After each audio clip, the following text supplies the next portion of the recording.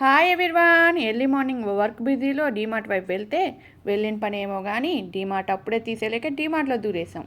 ఎప్పుడు కితకితలాడే డీమార్ట్లో ఒక్క ఈగ కూడా లేదు. నిజంగా ఇలా ఎవ్వరు లేకుండా చేసిన షాపింగ్ ఎక్స్పీరియన్స్ భలే థ్రిల్లింగ్గా అనిపించింది.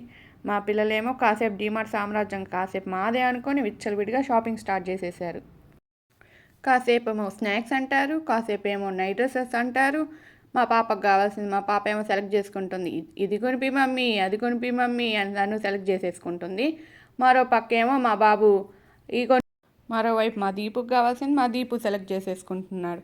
మనతో పనేం అవసరం లేదు, వాళ్ళ షాపింగ్ వాళ్ళే చేసేసుకుంటున్నారు.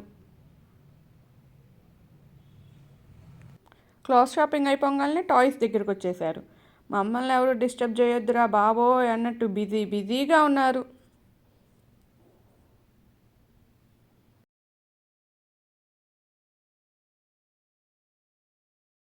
వాళ్ళ బిజీ చూసి నేను తప్పించుకుందామని ముందుకెళ్ళిపోతుంటే ఈలో మా అమ్మాయి ఒక బొమ్మ సెలెక్ట్ చేసుకొచ్చింది. మా అమ్మాయి వెనకాలే మా అబ్బాయి మరో టాయ్ సెలెక్ట్ చేశాడు. ఈ బొమ్మల దగ్గర లొల్లి.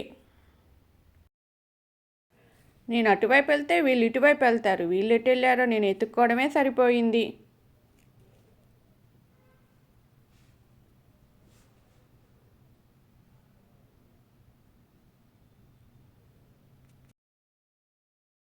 అమ్మయ్య, మా పిల్లల షాపింగ్ అయితే పూర్తయిపోయింది.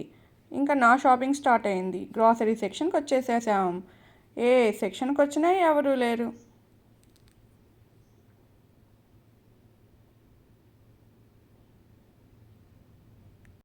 ఎవరూ లేరు కదా, ప్రశాంతంగా షాపింగ్ చేద్దాం అనుకుంటుంటే షాపింగ్ కూడా వాళ్ళే చేసేస్తున్నారు.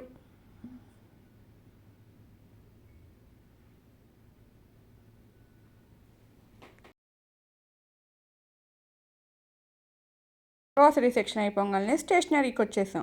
స్టేషనరీలో ఆ పెన్ను కావాలి, ఈ బుక్ కావాలని మళ్ళీ దాంట్లో ఒక పెద్ద లిస్టే వేశారు.